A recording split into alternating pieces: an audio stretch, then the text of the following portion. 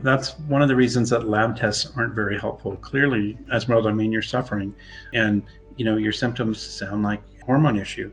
The hormones start dropping pretty early, earlier than you would expect, sometimes, mid 30s, and start manifesting at your age. And even when your hormone levels are still technically normal on the lab tests, your body doesn't feel that way and wants your hormones back to their normal youthful levels. And so that can really help you. And I guess you had some exposure to estrogen and you felt the difference. This can help with those symptoms.